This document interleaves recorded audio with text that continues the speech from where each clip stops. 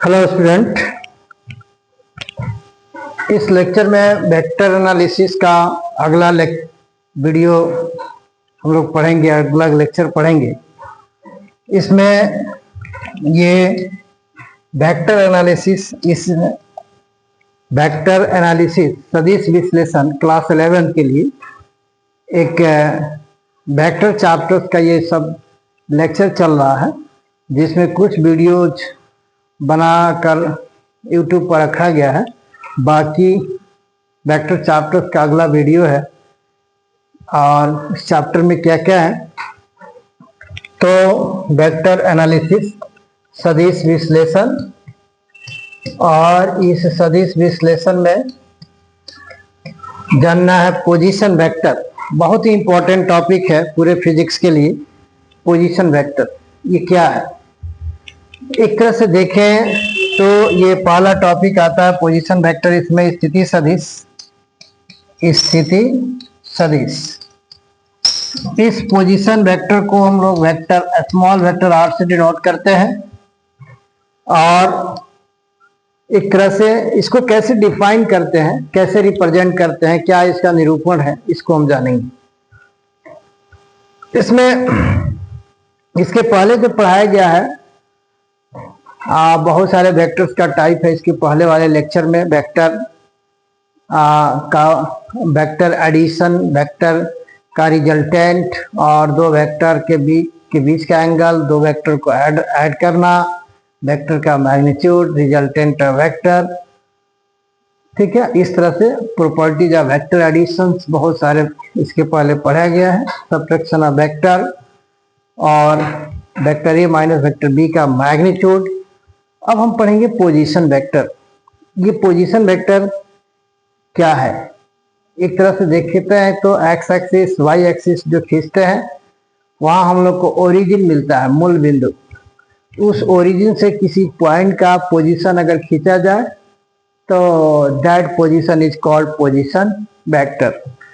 इसको हम ऐसे लेते हैं, एक तरह से देखें तो ये एक सटीक डिफिनीशन भी इसका होता है कि the position of a point with respect to origin, the position of a point with respect to origin is called position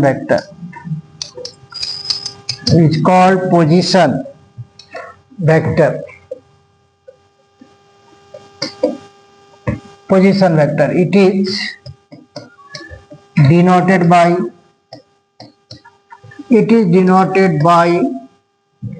vector R। इसको कैसे ड्रॉ करेंगे? The position of a point with respect to origin, एक point का position vector, एक जो point है, एक point का position with respect to origin, मूल बिंदु के सापेक्ष एक बिंदु के स्थिति को स्थिति सदिश कहा जाता है। इसे वेक्टर आर से सूचित करते हैं, ये वेक्टर आर से सूचित करते हैं। दिखाएंगे कैसे, इसको देखिए। यहाँ पर ये एक्स एक्सिस है, ये वाई एक्सिस है, ये ओरिजिन है, यही मूल बिंदु है। This is the origin O. और ये एक पॉइंट है, एक पॉइंट यहाँ पर P ले लिया गया एक्स और वाई प्लेन में। इस पॉइंट P को यहाँ से ओरिजिन से मिलाइए, तो ओरिजिन से मिलाइएगा तो P पॉइंट पर इसका हेड जाता है, P पॉइंट पर इसका हेड जाता है। इसका मतलब है कि ये है पोजीशन वेक्टर, वेक्टर R। मतलब OP vector is equal to vector R। This is called position vector. यही है position vector of point P with respect to origin।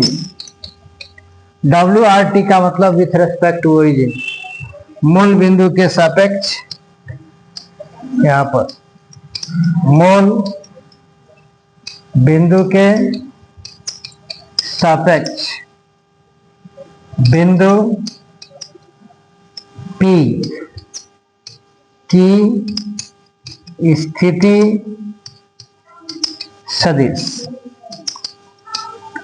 स्थिति सदिश, इसका ये हिंदी हो जाता है OP equal to vector R. तो OP equal to vector R ये पोजीशन वेक्टर है, और ये पोजीशन वेक्टर यहां से ये वाई एक्सिस हो जाता है, और ये वाई एक्सिस है, ये एक्स एक्सिस है, और इस ओरिजिन से यहां पर इसका जो है ना पोजीशन खींचा गया है, इसी को कहेंगे position vector of point P with respect to origin. और कभी भी कोई भी पॉइंट हो और अगर ओरिजिन से उसको मिलाते हैं सीधा स्ट्रेट लाइन जाता है तो वो कहलाता है पोजीशन वेक्टर, स्थिति सदिश। अब इसमें हम जानेंगे चेंज इन पोजीशन वेक्टर, स्थिति सदिश में परिवर्तन। इसको डेल्टा वेक्टर आर से डिनोट करते हैं, delta vector R, change in position vector. Change कैसे होगा, पोजीशन वेक्टर में चेंज कैसे होगा, तो यहां पर वाई एक्सिस, इधर एक्स एक्सिस ले लीजिए, इधर एक्स एक्सिस, इधर वाई एक्सिस, और ये क्या है ओरिजिन। दो पॉइंट ले लीजिए, यहां एक पॉइंट है ए, यहां एक पॉइंट है बी, ठीक है। ए इनिशियल पॉइंट है और बी क्या है फाइनल पॉइंट है। ए इनिशियल पॉइंट और बी क्या हो गया फाइनल पॉइंट, अगर आप ए से बी तक चलते हैं तो इसका मतलब है अगर यहाँ ए पॉइंट को मिलाते हैं तो ये पहला पोजीशन वेक्टर है, बी पॉइंट को मिलाते हैं दूसरा पोजीशन वेक्टर है, ये हो गया वेक्टर R1, वेक्टर R1, ये हो जाता है वेक्टर R2, ये है डेल्टा वेक्टर R। ये यानी अगर ए से बी तक कोई भी वस्तु पहुंचता है तो पोजीशन वेक्टर उसका R1 से R2 हो जाता है, तो ये डेल्टा वेक्टर R यही चेंज इन पोजीशन वेक्टर कहलाता है। अगर ए पॉइंट से बी पॉइंट तक पहुंचते हैं तो पोजीशन वेक्टर में चेंज R1 से क्या होता है R2 होता है। R1 डेल्टा वेक्टर R और R2 में रिजल्टेंट का काम कौन करेगा, रिजल्टेंट का काम ये R2 करेगा।